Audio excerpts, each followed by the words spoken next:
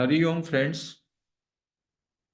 प्रत्येक दिन की भांति हम सवेरे सवेरे बुद्ध पुरुषों की वाणी को सुनते हैं। रमन महर्षि की, निसर्गदत्त महाराज की, अन्य ज्ञानी बुद्ध पुरुष, कर्मयोगी, ताकि जो शुद्ध चेतन तत्व है, जो हमारी पहचान है, असली पहचान, जो कि हमारा स्वरूप है, उसका बोध हो सके। क्योंकि मानव जीवन का जो उद्देश्य है वो यही है कि हम अपने सच्चे स्वरूप को जान लें। अभी हम प्रभाव में रहते हैं। अभी हम जगत, मन और बुद्धि के स्तर पर, जगत, शरीर, मन और बुद्धि और इंद्रियां, और मैं एक व्यक्ति हूं, इसके दायरे में जीते हैं। मैं करता हूं, मैं भोगता हूं, इस भ्रम में जीते हैं और पूरा जीवन इसी में चला जाता है। संत कह रहे हैं कि ये जो भी संसार है, जो ये आपका शरीर है, जो आपका मन बुद्धि है, जो आपकी इंद्रियां हैं, ये सब आप नहीं हो। आप इसको जानने वाले, आप इसको देखने वाले, देखने का मतलब है दर्शन, देखने वाले और जानने वाले आत्मा हो, चैतन्य हो। वो आपका स्वरूप है। और वो जो स्वरूप है उसमें कभी कुछ परिवर्तन होता ही नहीं। उस तत्व का ना कभी जन्म हुआ और ना कभी मृत्यु होती है। तो गलती से आपने अपनी पहचान या अपना आइडेंटिफिकेशन, तादात्म्य दृश्य से कर लिया, जगत से, देह से, मन से, बुद्धि से, इंद्रियों से, और एक कर्ता भोक्ता के रूप में एक व्यक्ति, एक शरीर बन बैठे, जिसका कि जन्म हुआ और जिसकी मृत्यु हो जाएगी। और ये एक इल्यूजन है, ये एक भ्रम है, ये एक भ्रांति है। तो इस भ्रांति को हम कैसे तोड़ें और इस सत्य अपना जो स्वरूप है उसको कैसे जानें? इसको जानने से पहले मैं गीता के भी एक या दो श्लोक पढ़ना चाहूंगा। एक श्लोक है अध्याय 2 में, गीता में। वो है श्लोक 25। वो कहता है, अव्यक्त्यो अयम चिंतयो अयम विकार्यो अयम उच्यते। यह आत्मा अव्यक्त है, यह आत्मा अचिंत्य है। अव्यक्त मतलब जो दिखाई नहीं देती।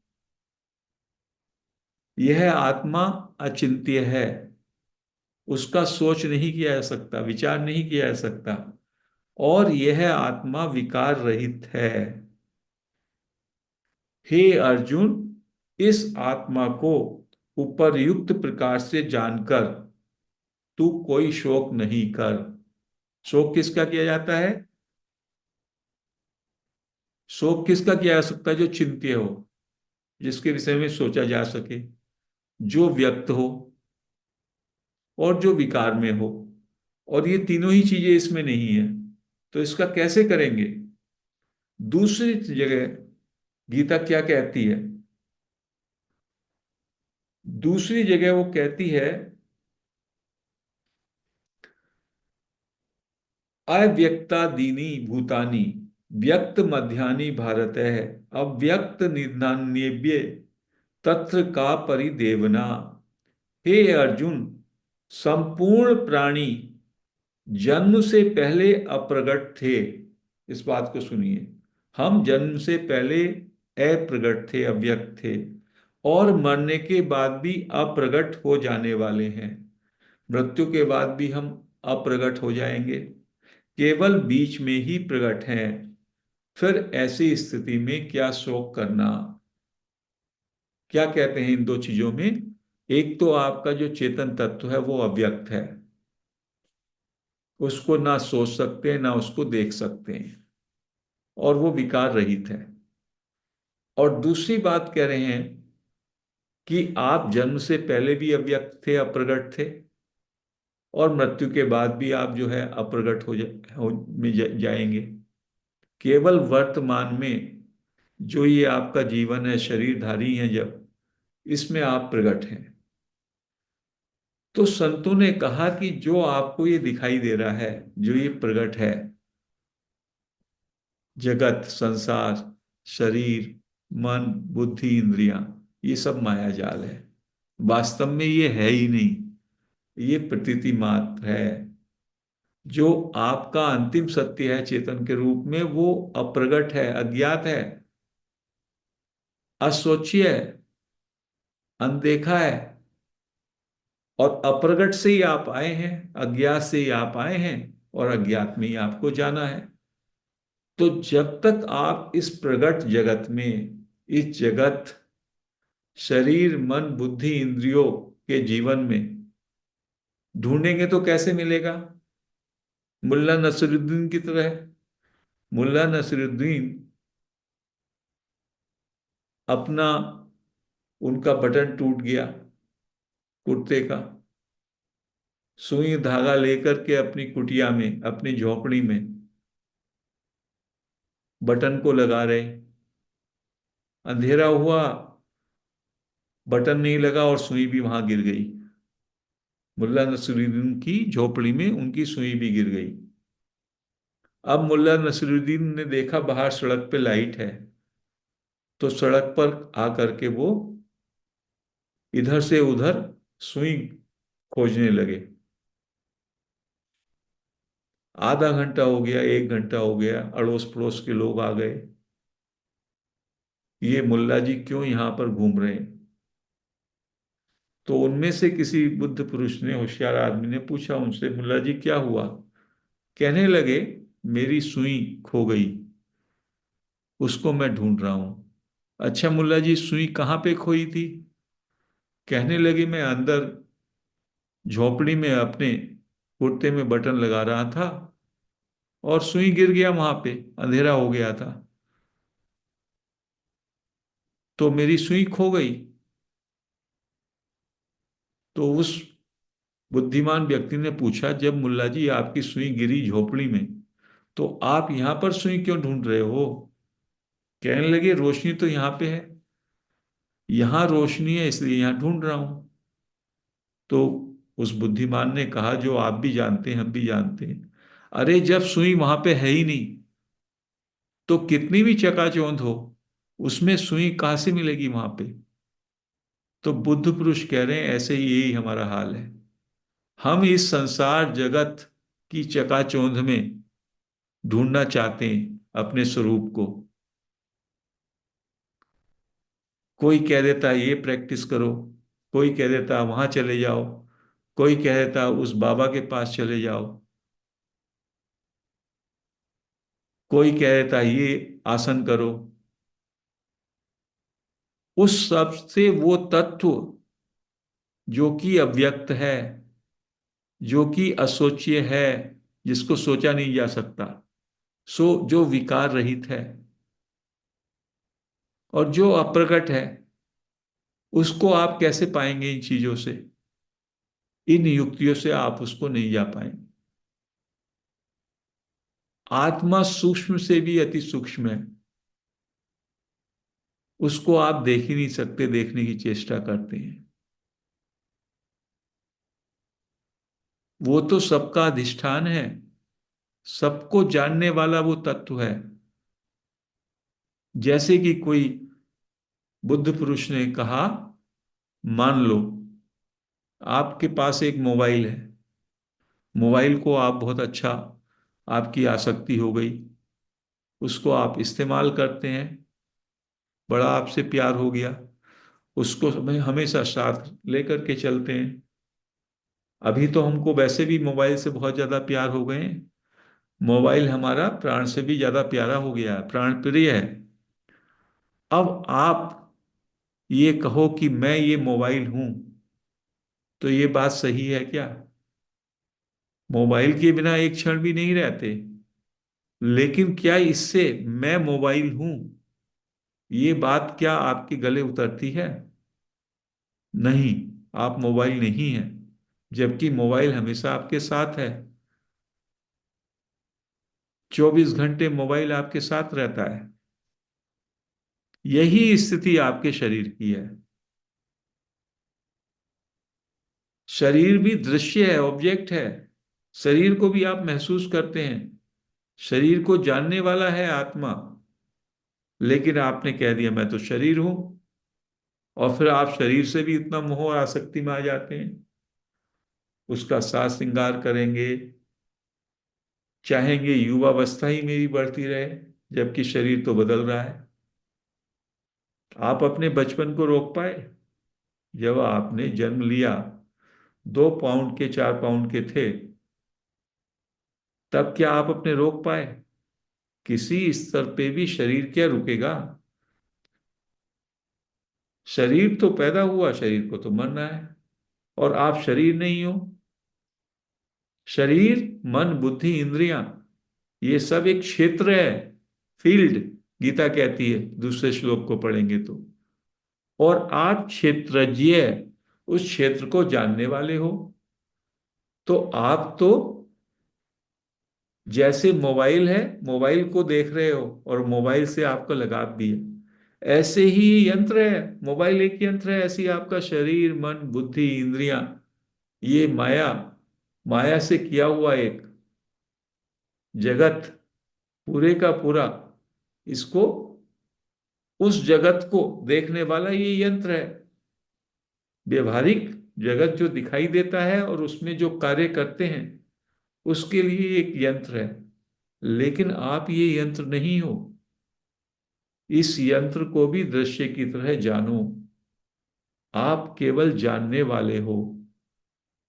तो जो भी ये दिखाई दे रहा है, या जो भी दिखाई देता है, और जो सोचा जा सकता है, वो आप नहीं हो। गीता में स्वयं भगवान कहते हैं कि जो आत्मा है वो अव्यक्त है, वो अचिंत्य है, उसको सोचा नहीं जा सकता, और विकार रहित है, निर्लेप है। और जन्म से पहले भी वो अप्रगट में है, और मृत्यु के बाद भी वो अप्रगट में जाएगी। केवल वर्तमान में ही वो आपको ये प्रगट दिखाई देता है,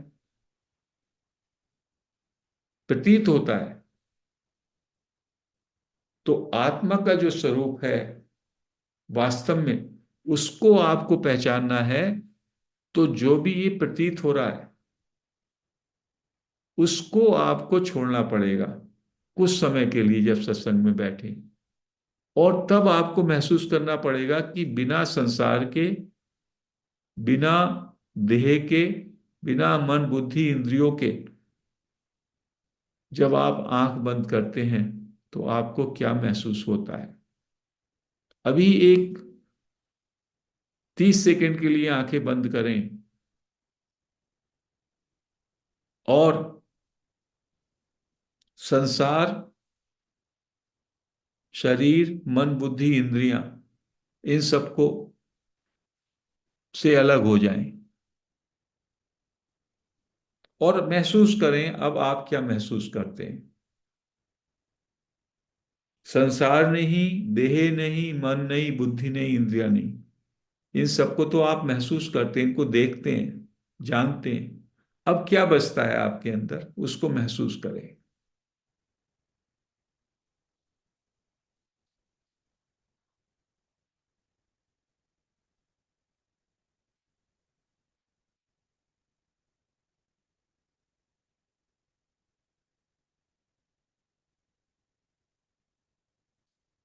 अब कोई व्यक्ति, कोई भाई बहन, उसने क्या महसूस किया इसके बिना?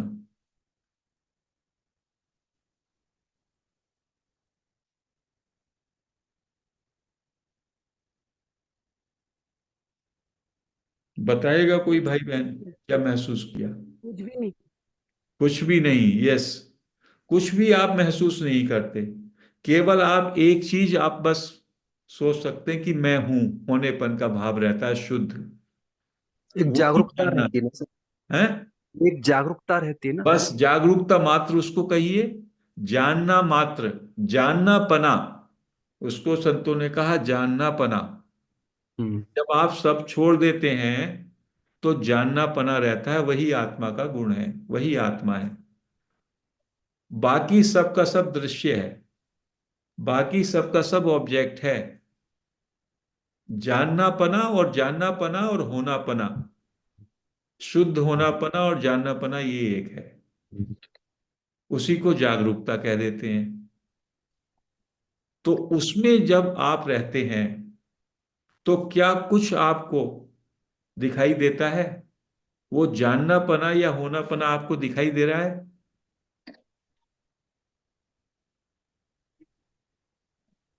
दिखाई नहीं नहीं, कुछ इसलिए भी नहीं नहीं दिखता देता। है।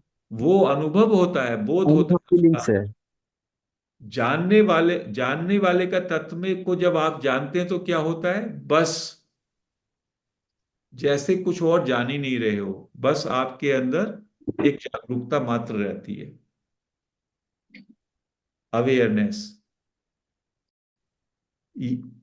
यदि कोई कहे कि इसको आप देख रहे हो तो वो अनदेखा है। आप कहें कि इसका कोई वर्णन कर सकते हो तो इसका कोई वर्णन भी नहीं कर पाओगे शब्दों से। बस इतना ही है कि आप जान रहे हो, होना पना और जानना पना। होना पने का मतलब है सत, और जानने पने का मतलब है चित।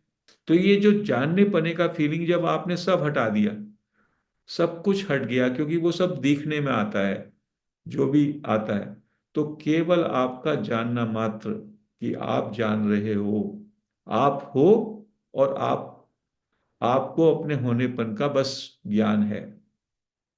यही आत्मा का बोध है। बोध का मतलब है होनेपन का बोध। और गीता यही कहती है कि ये अप्रगट है। ये जानना पना कोई प्रगट नहीं है, इसको केवल आप इसको महसूस करते हैं। जैसे वायु है, वायु को आप क्या, वायु को आपको प्रगट में दिखाई देती है? और ये तो वायु से भी अति सूक्ष्म है आत्मा, एयर से भी। आकाश है, आकाश ऊपर नीला दिखाई देता है, अदरवाइज आकाश तक तो दिखाई नहीं देता। तो वायु और आकाश भी प्रगट नहीं है, जबकि वो प्रगट है पांच भूतों में। ये तो उसके भी इससे भी अति सूक्ष्म है। केवल इसमें ये जानने का भाव, बोध, इसलिए उसको बोध मात्र कहा। तो वो अप्रगट है, उसके प्रति उसे असोच्य है। तो जब भी हम शब्द से मैं संकेत कर रहा हूं, लेकिन उसका कोई वर्णन नहीं किया जा सकता, लेकिन वही सबका आधार है, वही सब जगह व्याप्त है, और उसके कारण ही आप सब कुछ जान रहे हैं। तो उसके दो गुण बताए। एक तो वो सबको आधार प्रदान करती है, जबकि अव्यक्त है, असोच्य है, निर्विकार है, निर्लेप है। और दूसरा, उसके कारण ही सब जाना जा रहा है, जो कि दृश्य है। जगत भी दृश्य है, आपका शरीर भी दृश्य है, ऑब्जेक्ट है। आपका मन, बुद्धि, इंद्रियां, ये भी सब दृश्य है। और हमसे अज्ञान क्या होता है? जो कुछ हमें दिखाई देता है उसको हम सत्य मान लेते हैं। संतों ने कहा ये है ही नहीं। जैसे जगत को क्या कहा, जैसे सिनेमा हॉल में आप गए तो जगत एक सिनेमा हॉल है। सिनेमा हॉल की जो पिक्चर देखी आपने और फिर ब्लैंक हो गया, केवल स्क्रीन बचता है। ऐसे ही ये जगत भी एक पिक्चर है, बस पिक्चर पिक्चर पिक्चर। जो तत्व है आपके अंदर वो है जानना, जानना पना, होना पना। तो उस पर इसलिए जो निसर्गदत्त महाराज जो हम प्रैक्टिस कराते हैं, मैं हूं, उसमें आई नो आई एम, उसका ये सब्सटेंस है। दूसरी प्रैक्टिस जो हम कराते हैं, अनदेखे में जाओ, तो आत्मा को देख नहीं सकते आप तो वायु को ही नहीं देख सकते। आकाश तत्व जो सब जगह व्याप्त है उसको ही नहीं देखते।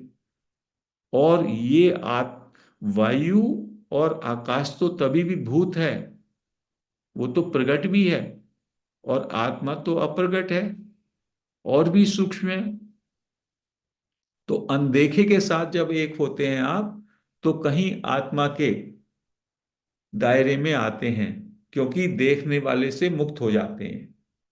अज्ञान से हटे तो ज्ञान में आए, दृश्य से हटोगे तो देखने वाले पे आ जाओगे, खुद पे खुद ही जानने वाले पे आ जाओगे।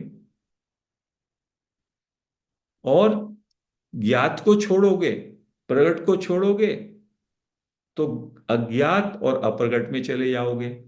तो इसलिए हम बीच बीच में कहते हैं आप अनदेखे में जाओ, अज्ञात में जाओ। ये युक्तियां हैं जो संतों ने कही हैं, सुपर फास्ट। नहीं तो आप इसी में लगे रहोगे, ऐसा करें वैसा ना करें, ये साधना करें, ये प्रैक्टिस करें, ये करें, ये करें।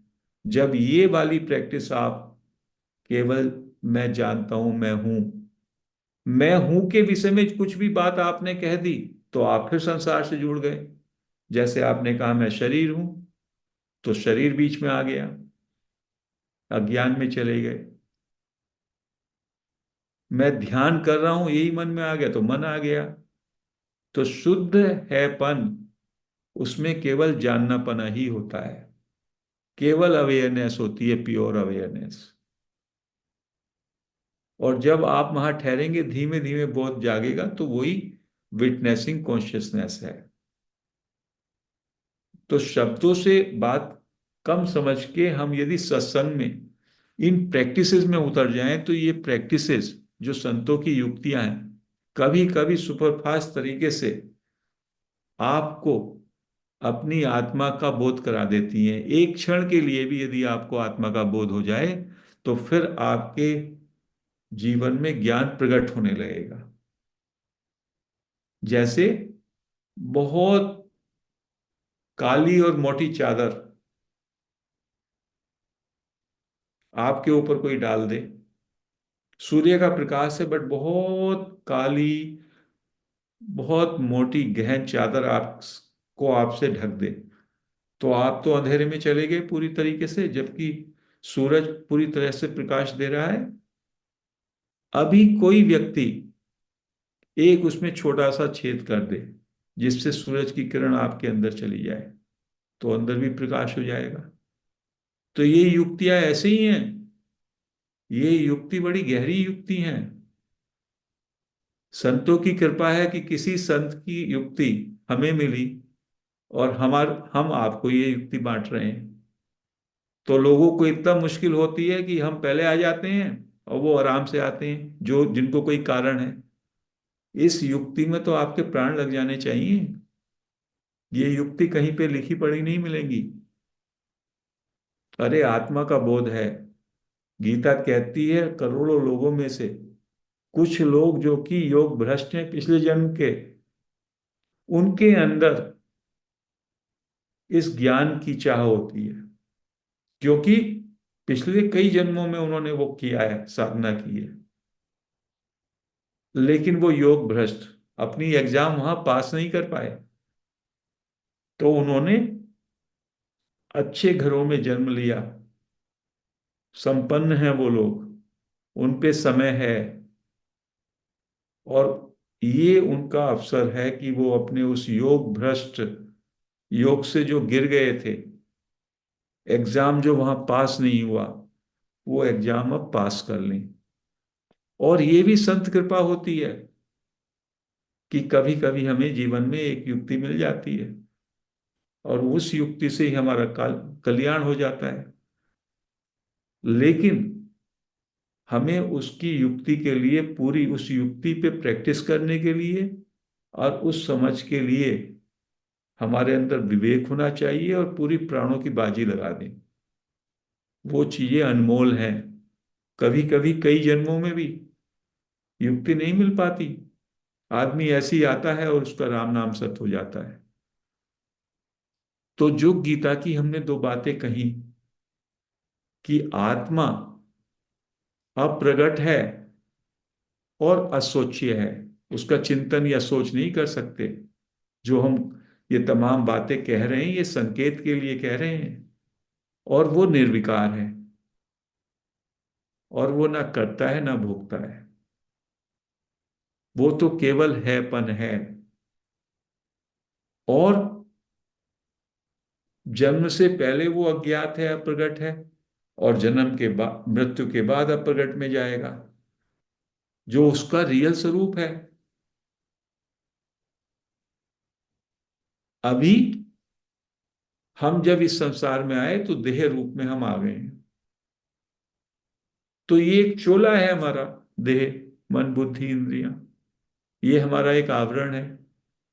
इस आवरण में रह करके हम उस तत्व को जान लें।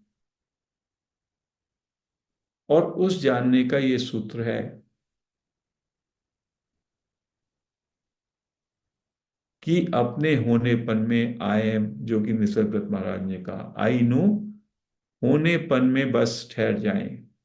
होनेपन के साथ कुछ भी मिलाया, अपना नाम मिलाया, अपना जेंडर मिलाया, अपना और कोई परिचय मिलाया, तो आप जगत, शरीर, मन, बुद्धि के प्रपंच में आ गए और अनदेखे में रहें, असोच्य में रहें और अज्ञात में रहें। जैसे ही अज्ञात में प्रवेश करेंगे, अनदेखे में प्रवेश करेंगे, ये दृश्य जगत, देह, मन, बुद्धि से आप पार आ जाते हैं। वो आत्मा का क्षेत्र है। तो ये युक्तियां हैं। तो आज हम इस सत्संग को यही समाप्त करते हैं। हरिओम फ्रेंड्स।